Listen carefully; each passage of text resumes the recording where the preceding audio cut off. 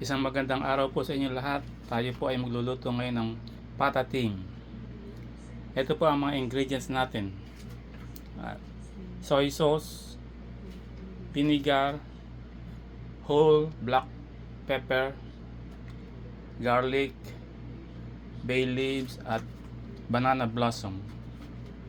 At meron po tayong binili dito mga patatim. Nahugasan ko na po yan, ihiwain na lang.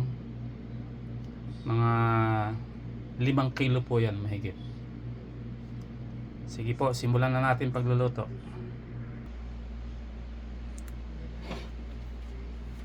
Ito po ang paglulutoan natin. Isang malaking kaldero. Bahala na po kayo kung saan nyo lutuin. Kung meron kayong malaking kaldero o kawali. Simulan na po natin. Simulan na po natin. Lagay lang po natin sa medium high ang apoy. Tapos lagay na natin po yung mga pata na hiniwa na natin.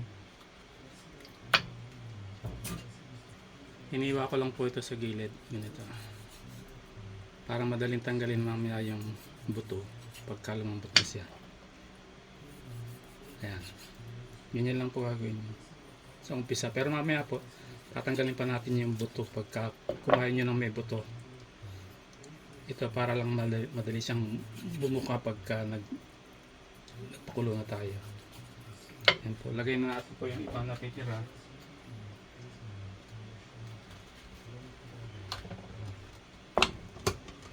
Ito po, nahiwa na po ito. Ayan. Ito.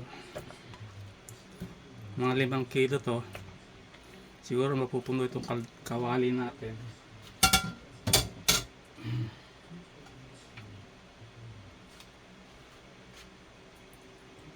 Yan, hiwain lang po natin ng ganyan sa gilid.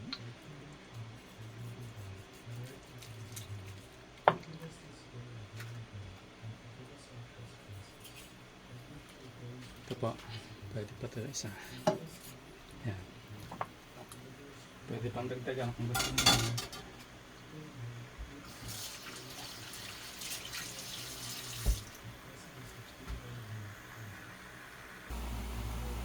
Ayan po, wala po tayo nilagay na tubig. Yan lang po muna. Hayaan natin mag light brown sa ilalim. Pihit-pihitin natin mamaya. Takpan po natin para makulob siya.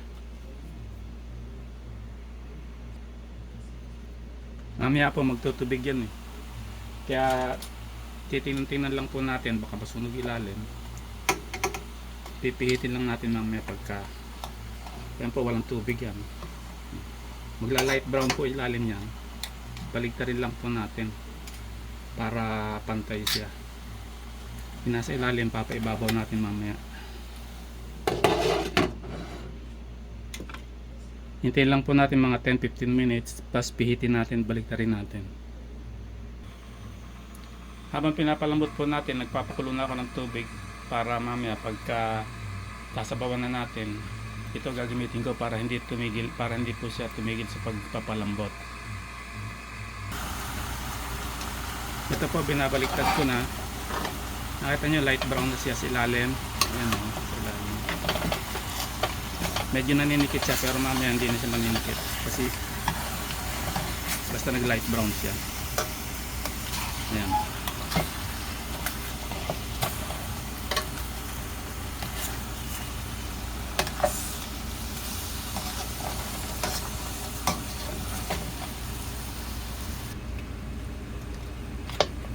Ayan po, napihit ko na.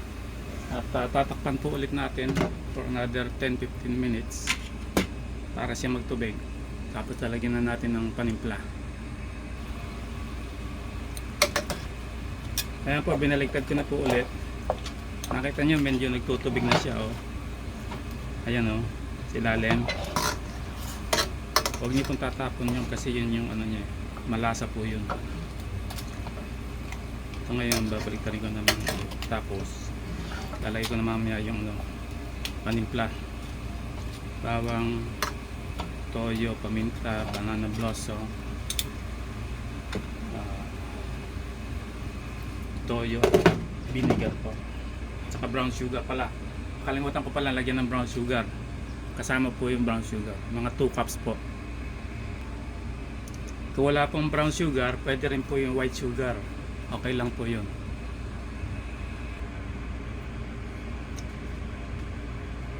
Tingnan po natin ngayon. Kumukulo na siya. Ayan, may tubig, nagtubig na po. Pwede na natin lagyan ng timpla. Ayan o. Medyo light brown na siya. Pwede na siya. Ngayon lalagay na po natin yung mga panimpla natin. Unahin po natin itong bawang. Maraming bawang po mas masarap. Ito po mga isang buong bulb ng garlic ang nilagay ko. Ayan. Tapos lagay po natin itong paminta.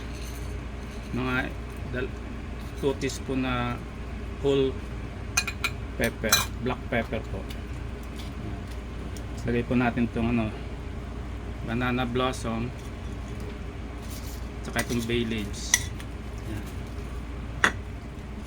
Distribute lang po natin maigi.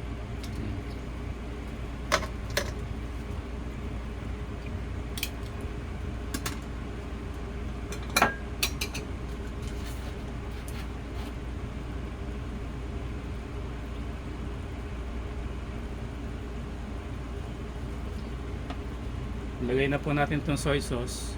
Mga half cup po ito to 1 cup. Pwede na rin.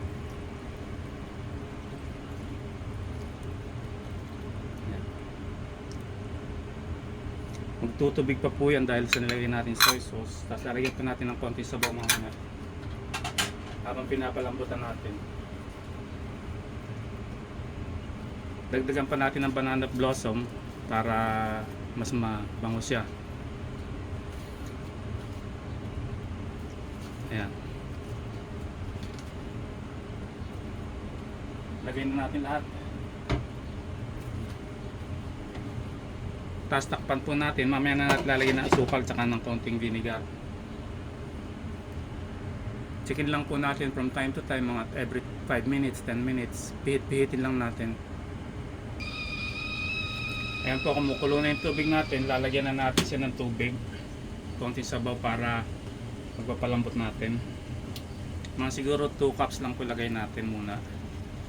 Ayan, para ang nilalagay ko po yung kumukulo ng tubig para hindi titigil ang pagpapalambot natin sa pata. Kasi po mga 1 oras at kalahati rin to kung palalambutin natin eh. Ayan, hintayin lang po natin lumambot mga another 30 minutes. Tapos pihit-pihitin lang po natin para pantay ang paglambot niya.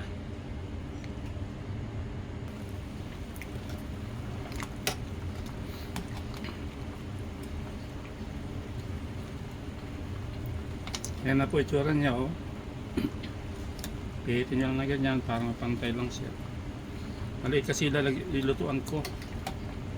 Dapat doon sa malaking kaldero. Ililipat ko siya mamaya.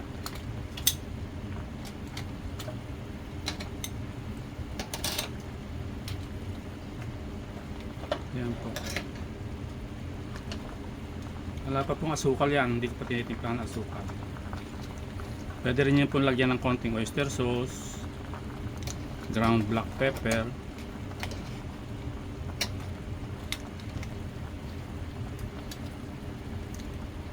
Ayan. Takpan po ulit natin. Another 15 minutes.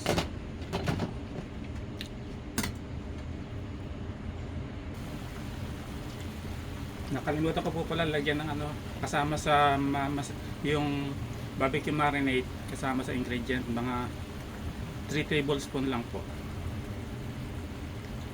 Dagdag sarap din po yan. 3 tablespoon na mamasita. Saka naman